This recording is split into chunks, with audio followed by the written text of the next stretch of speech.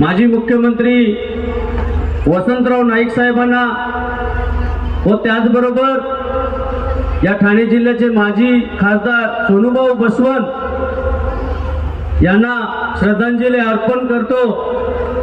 कारण साहेब, आज तुम्हाला इथल्या बऱ्याचशा लोकांना माहिती नसतील की ही नगरी जी वसवली ही वसंतराव नाईक साहेबांनी वसवली, म्हणून तेच खरे शिल्पकार आहेत। त्याचबरोबर जी आज आमच्या जी गावं आहेत 29 गावं, या गावाचं खरं याच ठिकाणी राहतील अशी भूमिका घेणारे माजी खासदार सोनूभाऊ बसवंत हेच नव्या मुंबईचे शिल्पकार आहेत। आज आम्ही नव्या मुंबईत पाहतो की स्वयंघोषित या ठिकाणचे शिल्पकार म्हणतात, परंतु या ठिकाणी शिल्पकार ही दोन व्यक्ती दिवंगत हेच आहेत।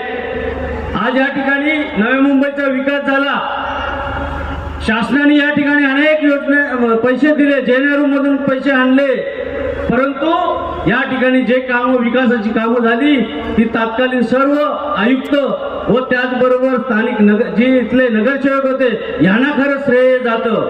परंतु काही लोकांना सवय आहे की फुकटचं श्रेय घ्यायचं।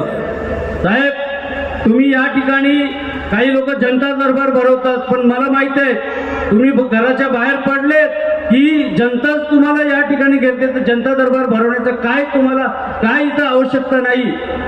कारण आम्हाला माहित आहे तुम्ही घरातून बाहेर पडले की लोक जमली आपल्या समस्या घेऊन आणि आपण ताबडतोब त्या ठिकाणी सोडवतात, असं मी या ठिकाणी माझं ठाम मत आहे। माझी राजकीय वाटचाल आजपर्यंत काँग्रेस विचारधारामधून राहिली। मला सांगायला अभिमान वाटतो की मी सुरुवातीपासून साहेब, मी 2000 मध्ये दिघे साहेबांकडे वारंवार जायचो। आपल्याला माहिती असेल, आपणही बघायचे, तत्कालीन गुरुदास कामत आणि गोविंदराव दिघे साहेब मला दिघे साहेबांकडे चर्चेसाठी पाठवायचे। मी वारंवार दिघे साहेबांकडे जाऊन आनंदाश्रम मध्ये मी बघितले साहेबांनी माझा किती सन्मान केलेला आहे। म्हणून मी या ठिकाणी माझं भाग्य लाभतो, जसं आपल्याला भाग्य लाभलं तसे मलाही दिघे साहेबांचा सहवास थोडा का होईना परंतु लाभले। शिवराम पाटील साहेब साक्षीदारच इथे।